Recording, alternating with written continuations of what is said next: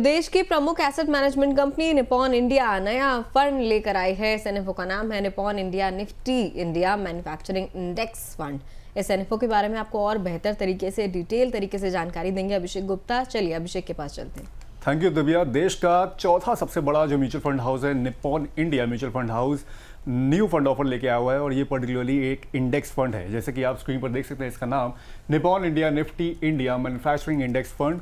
तो इसकी अगर बात करें तो फिर इसमें निफ्टी की जो टॉप 300 कंपनियां होती हैं उनमें से ऐसी कंपनीज को चुना जाता है जो कि मैन्युफैक्चरिंग सेक्टर से रिलेटेड होती हैं। और इसमें ये एक तरह से इंडेक्स फंड है, तो फिर इसमें स्टॉक्स में उसी वेटेज के हिसाब से निवेश किया जाता है जो वेटेज उनको एक तरह से उसमें इंडेक्स में मिला होता है। बेंचमार्क की अगर बात करें तो निफ्टी इंडिया मैन्युफैक्चरिंग इसका बेंचमार्क रहेगा, यानी कि इसी इंडेक्स में जो कंपनियां शामिल होंगी उसी में इक्वल वेटेज में उसमें निवेश किया जाएगा।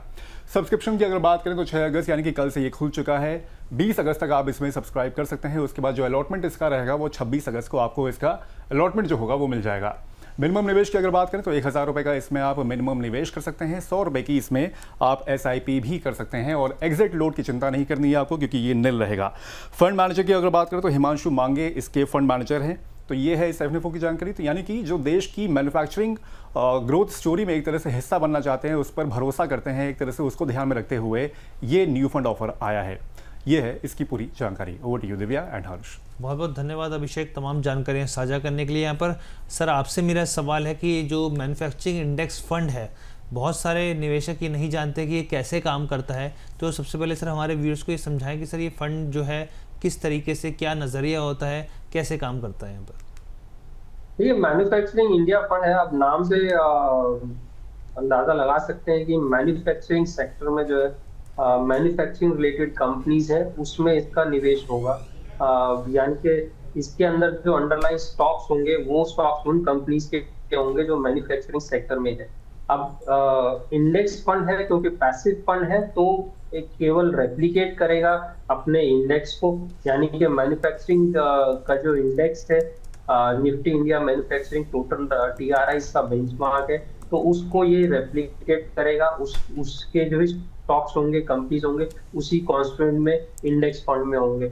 तो लार्जली इसका जो फोकस है वो मैन्युफैक्चरिंग सेक्टर की तरफ है, यानी कि जो मैन्युफैक्चरिंग से रिलेटेड कंपनीज है जो कुछ ना कुछ मैन्युफैक्चरिंग करती हैं इंडिया में ही, उसकी तरफ इसका जो है फोकस रहेगा। ठीक है सर। और इस स्कीम के जरिए किन निवेशकों को टारगेट किया जाएगा? पर्टिकुलर थीम है, मैन्युफैक्चरिंग से रिलेटेड है, तो केवल मैन्युफैक्चरिंग रिलेटेड कंपनीज को ही टारगेट है इसमें, यानी केवल उसी में निवेश होगा। लेकिन पैसिव है तो पैसिव इन्वेस्टिंग की हम यहाँ बात कर रहे हैं, तो कोई एक्टिव मैनेजमेंट नहीं है। तो अंडरलाइन जो भी इंडेक्स होगा उसके अंदर किस तरह के स्टॉक्स होते हैं, उनमें कितना बदलाव आता है, उससे रिलेटेड जो है पैसिव फंड काम करेगा।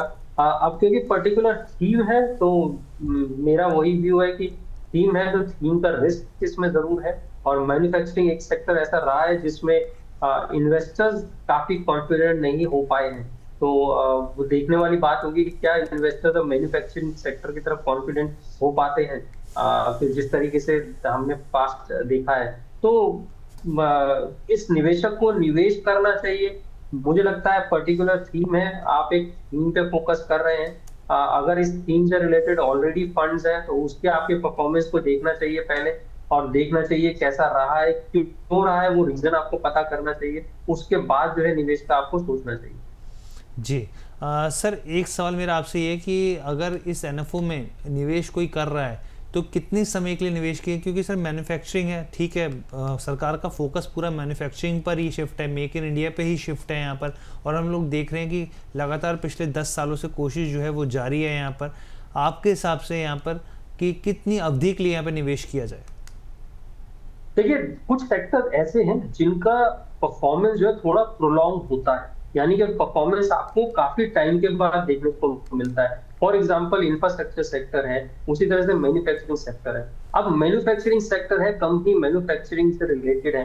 मैन्युफैक्चरिंग में ऐसा नहीं होता कि मैंने आज स्टार्ट की मैन्युफैक्चरिंग और सडनली जो है 2 महीने बाद रिजल्ट निकल के आ गया, नहीं। उसका पीरियड होता है, एक जेस्टेशन पीरियड जिसको हम बोलते हैं। उसके बाद उसके जब रिजल्ट निकल के आते हैं तब आपको पता लगता है कि ये प्रोडक्ट वाकई में किस तरीके से निकला है, किस तरीके से मार्केट में आया है, किस तरीके से परफॉर्म कर रहा है। तो थोड़ा सा जो है जेस्टेशन पीरियड होता है कुछ सेक्टर्स में, उसका आपको जो है टाइम लेके चलना पड़ता है। मुझे लगता है जहां आप टीम में जो है 5 साल 10 साल की बात करते हैं, यहाँ पे थोड़ा सा आपको और लंबी अवधि लेके चलनी पड़ेगी, बिकॉज जिस तरह का ये सेक्टर है उसमें एक जेस्टेशन पीरियड है जिसको आपको लेके चलना पड़ेगा। कि मैन्युफैक्चरिंग सेक्टर है, अगर कोई कंपनी कुछ मैन्युफैक्चर कर रही है, अब चाहे वो कुछ नया इन्वेंट करती है या एग्जिस्टिंग मैन्युफैक्चरिंग है, उसके रिजल्ट आने में टाइम लगता है और वो टाइम आपको देना पड़ेगा, तब जाके आपको परफॉर्मेंस आपको देखने को मिलेगी। जी।